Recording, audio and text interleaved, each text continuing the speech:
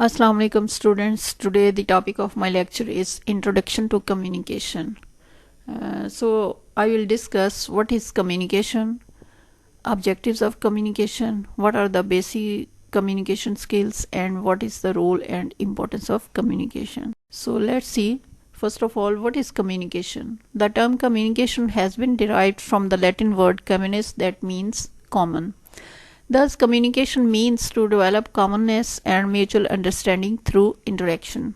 So far as the term communication is concerned, it has been defined in different ways. According to Keith Davis, communication is the process by which information is exchanged between individuals through a common system of symbols, signs, or behavior. This definition emphasizes on the fact that communication is not just passing the information or thought, but also passing an understanding of that information. Oxford Dictionary defines communication as it is imparting, conveying, or exchanging of ideas or knowledge, etc., whether by speech, writing, or signs. Professor Rudolph regards communication as the process of creating or sharing meaning in informal conversation, group interaction, or public meeting.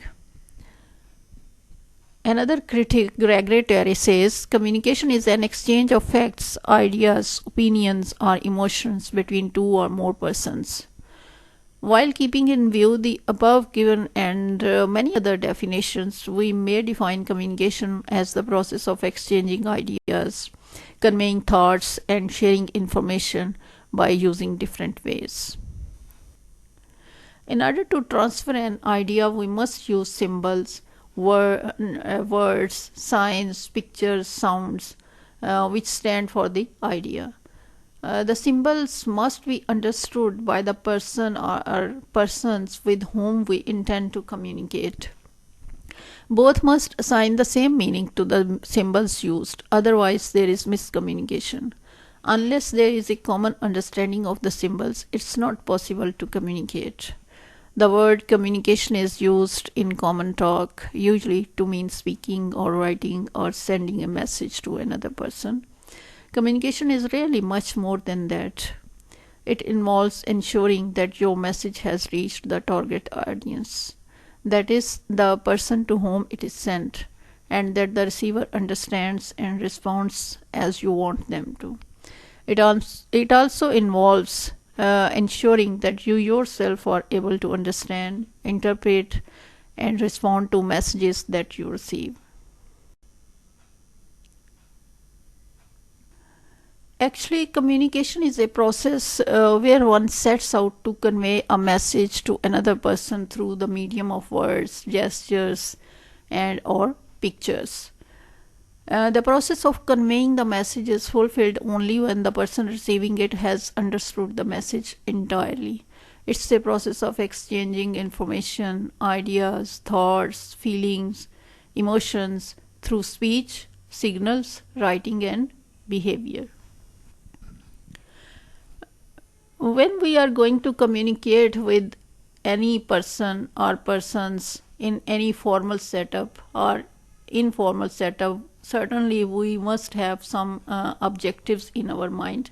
So there are certain objectives of communication. These objectives include creating awareness, imparting knowledge, projecting an image, shaping attitude, stimulating a want or desire, and or affecting a sale. In order to communicate with others, every person have some basic communication skills. And what are these basic communication skills? These are reading, writing, listening, and speaking.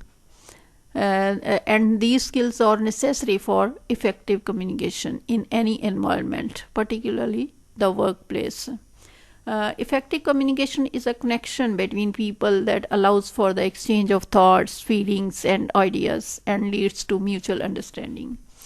There are also certain principles inherent in the communication process as well as skills people can learn and practice.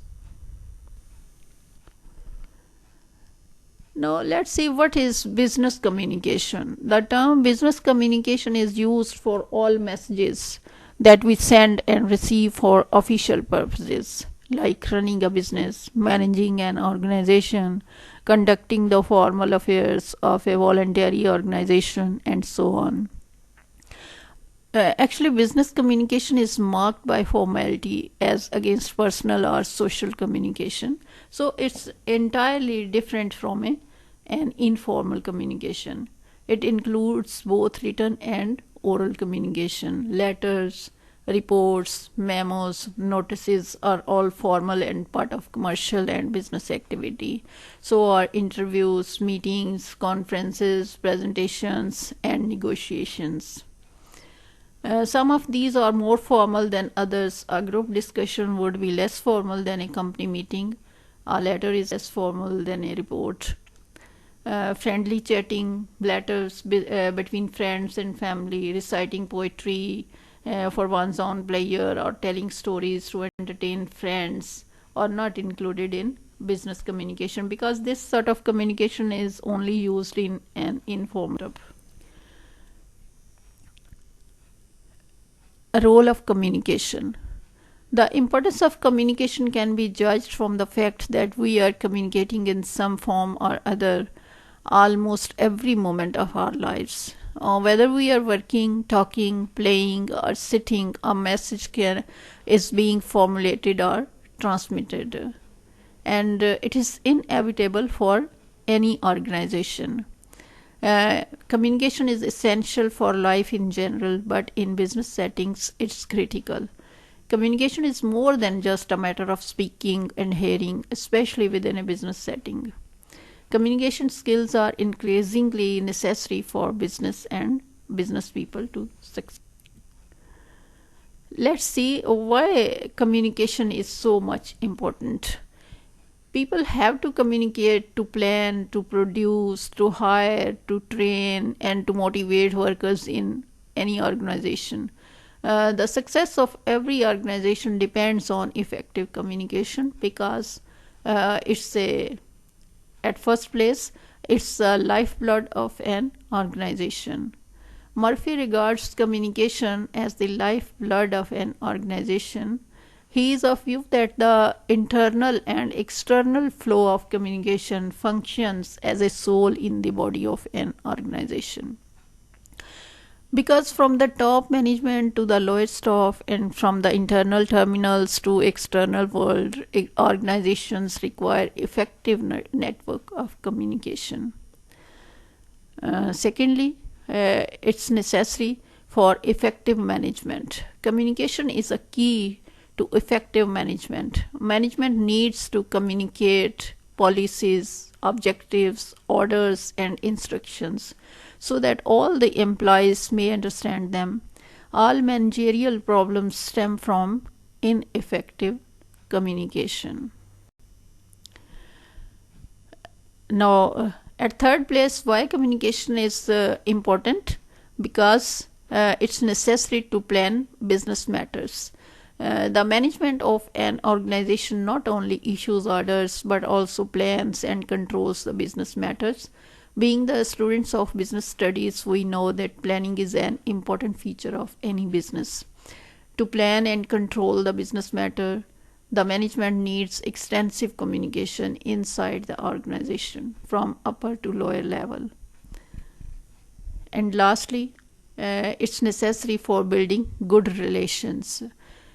Communication establishes good relations between the senior and the junior, between the management and the workers, between the employers and the employees, between the sellers and the customers. And good relations help in building goodwill, promoting business, and developing understanding inside or outside of an organization. We may say that the quality of relationship revolves around the nature of communication.